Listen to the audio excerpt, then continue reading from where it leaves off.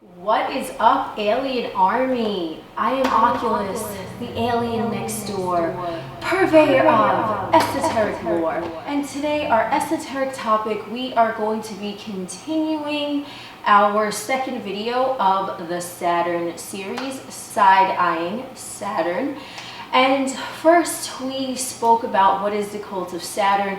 We got kind of an introduction in there, and now we're just going to continue on from that. I do want to say that I don't know how many videos there are actually going to be in this series, but you know, we're just winging it. So let's get started.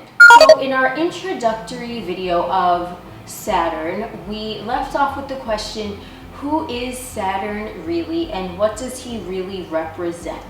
In this video, we are going to be covering the origins and meanings behind this mysterious planet. Did you know that Saturn is actually an ancient Chaldean word meaning mystery? So what is the mystery of Saturn? As we mentioned in some of our other videos, the fourth dimension as we view it is the domain of Satan. What does this have to do with Saturn, you may ask? We are getting there, just stay tuned. To be clear, we view the words of Satan and Saturn as the true neutral energetic vibration that they are. We do not associate strong emotional ties or thought processes to these words, and so we would like to ask, do you personally have a belief system regarding the words Saturn or Satan? We suggest contemplating this before proceeding along with this video. Satan and Saturn are two archaic words that essentially mean the same thing. Both stem from ancient Latin, Satan being the early Latin form, and Saturn being the late Latin form. The reign of Satan-Saturn on the material plane begins with the ancient pagan holiday of Saturnalia, and this was celebrated in ancient Rome.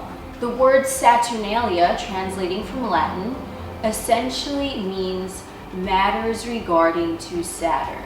This festival season began on December 17th and proceeded along through December 23rd, as per the Julian calendar, which they were abiding by at that time, and we'll get into more of that in a second. As we mentioned in our previous video, the ancients viewed Saturn as their sun, as Saturn was seen as being the closest celestial body to Earth.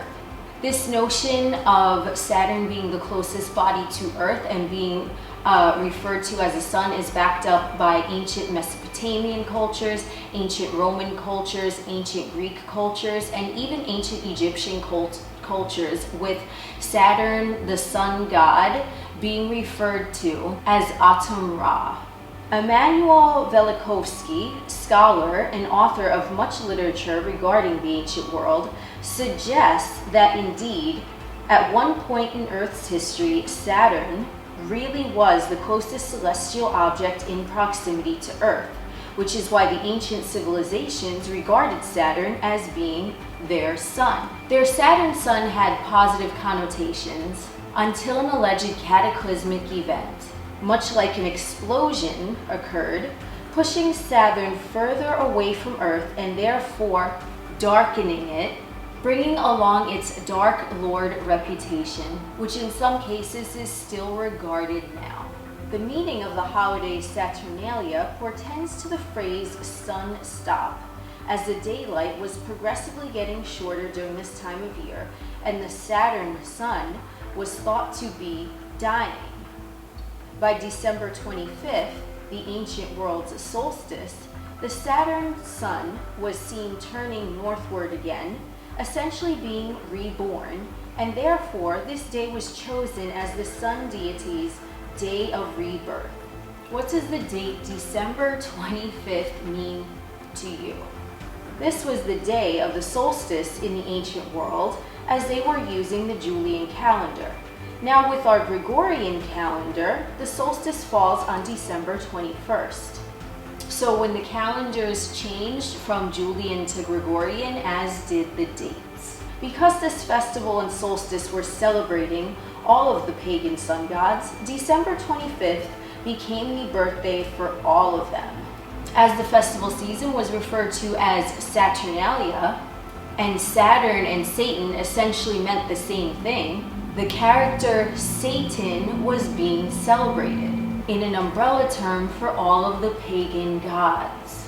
Now that the calendar has changed from Julian to Gregorian, December 25th, the birthday celebration for all the pagan sun gods, is currently January 1st. What does the date January 1st mean to you? That's another good question. If we take into consideration the festival Saturnalia and then our knowledge that Saturn and Satan are interchangeable words, could it be that humans have been trained and or evolved into worshiping Satan, Saturn, during what is now considered to be the holiday season?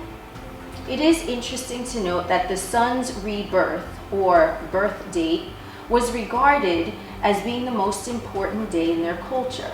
And that tradition carries on even now with birthday celebrations. How many of you celebrate your birthday? Are individuals in society today actually trained into conducting festivities regarding Satan when they celebrate their birthday? This is an interesting theory to ponder now that we know the origins of the words Saturn and Satan, and that their rebirth day was the primary festivity of that time. Could the holiday season, in fact, be a fourth dimensional energetic sigil embedded in human DNA for the sole purpose of charging up the satanic, saturnic energetic field? Could one's birthday celebration actually be an ode to Saturn, Satan? Why would anyone or anything want to charge up the energetic field of Saturn, Satan? Is it a coincidence that Saturn, astrologically speaking, is the planet of limitations and restrictions? What does Saturn allegedly limit? Or does he not limit anything at all? Does Saturn actually indicate an energetic encompassment over the third dimension from the fourth dimensional plane? Does the barrier of Saturn dissolve once the truth behind his name is figured out and brought into the light? As we stated previously, the ancient Chaldean word correlates the words Saturn and mystery as being the same thing. If we take this into consideration, wouldn't that make Saturn a mystery? A riddle yet to be solved? A puzzle piece which one perceives as being missing, yet they are actually sitting on top of it the entire time. What is the mystery of Saturn? To further interpret Saturn-Satan influence on the planet Earth, today we might suggest that Saturn is the primary celestial place of worship within the satanic mafia of the fourth dimension. So they are essentially worshiping the planet Saturn.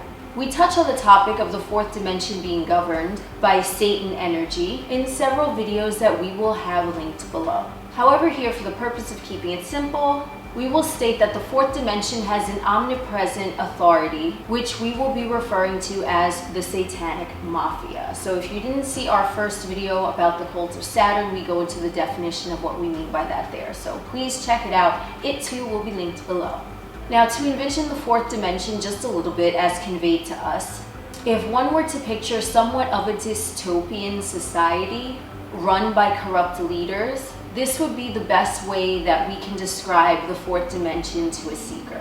The fourth dimensional society is comprised of energetic beings. They do not have physical bodies, though some have the ability to shapeshift or to possess a human body.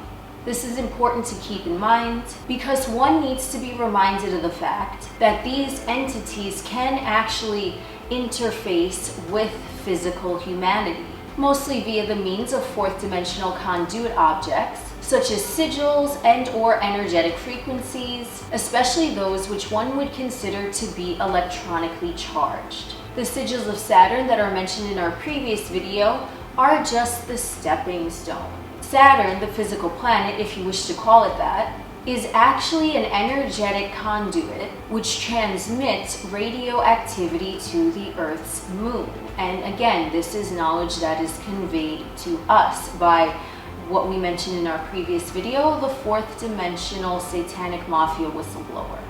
As Saturn is quite far in proximity to the planet Earth, the Earth's moon is utilized as somewhat of a spy satellite.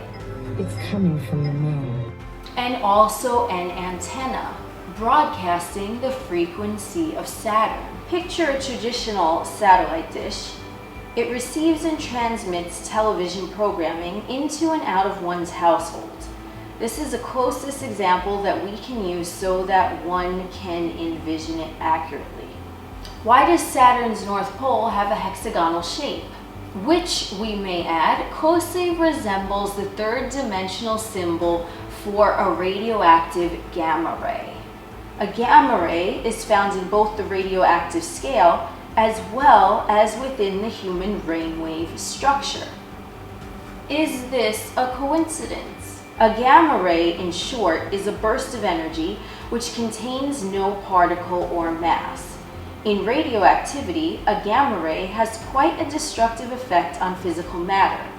Yet a gamma ray, within the human brain, actually unites areas of the brain which typically do not communicate with each other, therefore causing a euphoric effect within the human. We would like to add that a gamma ray and a gamma brainwave are not to be confused with each other. They are two separate entities. We do, however, find the name gamma in relation to both to be quite interesting. Could it possibly be that radioactive, destructive gamma rays are being broadcast from Saturn's North Pole? Could the human brainwave, known as gamma, be the exact device for counterbalancing these radioactive rays being broadcast? Why does Saturn have its brilliant rings which light up the cosmic sky? In my previous Saturn video, it was stated that a particular logo clicked something within my psyche when I viewed it, which prompted me to start recording my Saturn series. That logo is for the company called Boring. Now, I'm going to drop a disclaimer here and state that I don't personally know anyone affiliated with that company or logo, and therefore the views that I am about to express are my own personal viewpoints, observations, and intuitions. I'm not suggesting anything at all in regards to this company. I am just simply giving my opinion about this company's logo, which I do find very interesting. I find its appearance very interesting. So to take a stroll with me outside of the box, and I will share my perspective of this logo with you, and what do you guys think? Upon first glance, perhaps the logo itself is a depiction of what the company actually does, which is boring through the earth to make underground tunnels. Some might say that the logo just states what the company does, boring, and that the O may be seen as the entrance to a tunnel, which typically is round in shape and appears dark because of one's depth perception whilst gazing into the tunnel. Again, that would indicate what the company does, creates tunnels through boring. Now for the more out-of-the-box perspective, my perspective. Immediately when I saw this logo, I intuitively connected it to Saturn, though what first struck me was the fact that the O in boring to me looks like a moon. On the logo, the O is a filled-in circle, which to my interpretation looks like a darkened moon, or the dark side of the moon, the side which does not face the Earth during its rotation. What also struck me was the way the logo was written. If you want to imagine that the O is a moon, the logo spells out B ring, with the moon being in the middle of B and ring. When I viewed the logo from this perspective, I saw B ring, the dark side of the moon, and I felt the energy of Saturn.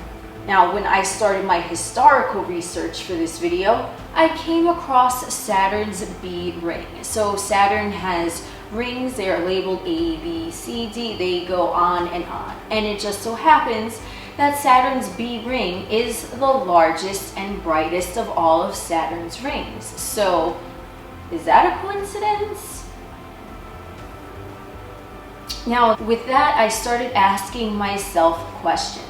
Could Saturn's North Pole actually be a conduit for radioactive gamma rays? Could it be that Saturn's B ring is emitting a radioactive frequency which interfaces with the Earth's moon? Could the dark side of the Earth's moon be hiding something? Could the Earth's moon actually be a satellite of some sort transmitting radio frequencies to and from Saturn and to and from Earth? Now, there are so many theories out there already regarding Saturn's rings and the moon and Saturn. So if you would like to further research this yourself, I would definitely suggest looking up David Icke's Saturn Moon Matrix, as well as NASA's Dr. Norman Berggren and what he has to say about Saturn's rings. Now, Saturn astrologically pertains to limitation, whilst the moon astrologically pertains to human emotions and the subconscious mind. Could Saturn's limitations be somehow linked to the moon's subconscious mind? Now, as we've said before in our other videos, we liken the fourth dimension to Satan's domain. But how exactly does the fourth dimension interface with the third dimensional reality that we know of here on Earth? They would have to utilize sigils, symbols, and other methods in order to gain access to and infiltrate the realm of the third dimension. These are the bridges, so to speak, betwixt the third and the fourth dimension. We have mentioned a few of these sigils in this video and the previous. What are the importance of sigils? Are these sigils hidden in plain sight? Do those who dwell in the fourth dimension actually show the third dimension what they are doing? And how exactly do beings in the third dimension interface with the fourth dimension in their daily lives? We will use the metaphor of a fish tank now to better explain the fourth dimensional grasp on the third dimensional plane. Picture, if you will, a fish tank entirely comprised of clear glass. The fish swimming inside the tank knows nothing of the world outside of his enclosed domain. He may see things, yes, because the glass is clear.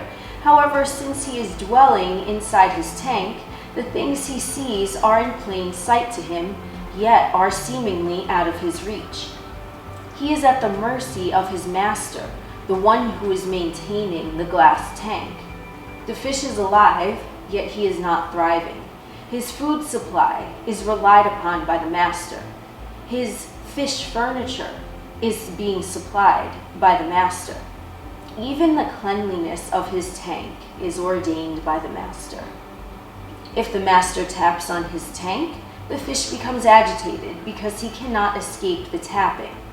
Every time he attempts to escape his domain through the clear glass, he goes nowhere, and eventually he is driven mad. We will liken the third dimensional reality construct and the human being to the fish tank and the fish.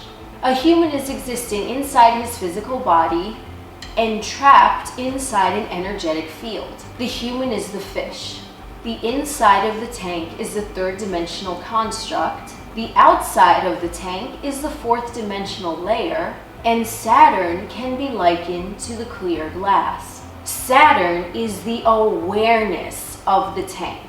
Saturn sees the glass. Saturn is the glass. Saturn shows in plain sight what the blockage is, the limitation, and also the way to emancipate oneself from the blockage. The key of Saturn is beholden to the illuminated mind, the mind which is aware of his material realm, aware of his glass enclosure, aware of the master, and especially aware of the tank which encloses him. This is why Saturn, Satan, governs the domain of the fourth dimension.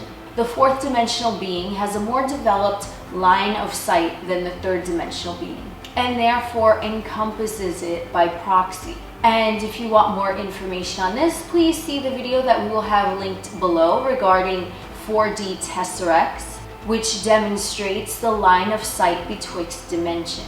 Saturn unites the ethereal with the material. Much like the archaic fallen angel Lucifer, Satan, stepped foot in heaven and was also banished into hell, he therefore recognizes and is aware of both of these dualities. The names Saturn and Satan are aware of the physical as well as the ethereal.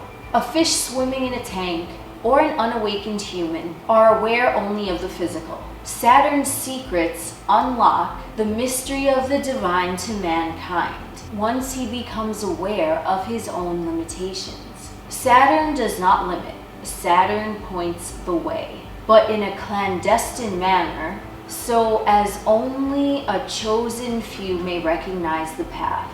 Now, with this said, can we view Saturn-Satan energy as being ambiguous? Saturn's sigils are prevalent, being charged up energetically by the masses. However, these same sigils are also doorways into the next dimension. These symbols show the individual exactly what is going on. But if one does not put in the effort to recognize the sigil for what it really is, they will just continue to keep on charging it, all the while depleting their own currency. To the satanic mafia in the fourth dimension, they're doing nothing wrong. It's not their fault as to how a human may interpret a symbol. To them, they're showing the third dimension what they're doing. They're pointing at the clear glass of the fishbowl, yet the fish fails to realize that it is there. They see not beyond the illusion. This is how they are controlling the third dimension. They are aware of its limitations, utilizing them, but at the same time showing off what the limitations are. With this being said, would you consider the satanic mafia to be evil, or simply very smart, seductive even? Seducing mankind and humanity with symbols and sigils, both energetically and physically, beckoning the illuminated ones to awaken to their true potential. Our view is that they are pointing the way. Much like when a human being signs a contract without reading all of the fine print, as they are too engrossed in their daily activities to take the time to ascertain what is written, the unawakened ones are too busy to study the arcane origins which are primarily governing their daily reality. When one recognizes Saturn-Satan for what it is, one has acquired the tools required in order to transcend from a third dimensional viewpoint to that of the fourth dimensional viewpoint and beyond. The bubble surrounding Saturn bursts in an instant, and embedded DNA codes are activated for the awakened one. They view their physical reality not through the eyes of a human, but through the eye of the divine. Now they are seeing reality for what it truly is. They now have a fifth dimensional and beyond point of view. The cult of Saturn, Satan, no longer possesses an ominous connotation. It is viewed for simply what it is, a construct of control being orchestrated by a few on the third dimensional plane who have tapped into the fourth dimensional plane and choose to abide by the practices of the corrupted entities residing there in the satanic mafia. As the fourth dimensional beings have no physical form, they must utilize sigils, symbols, and even human bodies and instruments as their means of communication and transportation in order to bestow these ideals upon the third dimension. Keep in mind that a mafia, both on the third and fourth dimension, are only a select few who have chosen to participate in that organization. There are benevolent beings residing within the fourth dimension as well as within the third dimension. There is a vast array of different caricatures, some benevolent, some malevolent. And we'll state here a human analogy. When the teacher reprimands the entire class for something one student did, not all beings which reside in the fourth dimension are malicious. Likewise, not all beings which reside in the third dimension are malicious. So do not be hesitant to utilize fourth dimensional tools for your own spiritual advancement. The fourth dimension is a place where the third dimensional physical reality coalesces with the heavenly realm. There are many pathways out of the third and fourth dimensional monkey mind traps. The one which we are going to suggest to the seekers viewing this broadcast is the bridge of Jupiter. Jupiter, as well as Saturn, is a fourth dimensional gateway, so to speak. If one is astrologically familiar, as Saturn restricts, so does Jupiter expand. What does Jupiter expand on? Is he Saturn's opposite? Does Jupiter beckon forth the sons of Saturn into a more benefic way of being? What is the archaic meaning of Jupiter? Why exactly is he known as the great benefic or the guru? What does Jupiter mean? Metaphorically, astronomically, astrologically, who does Jupiter represent? How does one utilize the many gifts that Jupiter bestows in order to emancipate himself from everything he thought he knew? We'll let these questions sink in for the seeker to ponder if they so desire, and we shall address them and more in our next broadcast. As always, it is our intention that those who seek messages here resonate with them well. I am Oculus, the alien next door. Peace, good vibes, and namaste. Blessed because you are.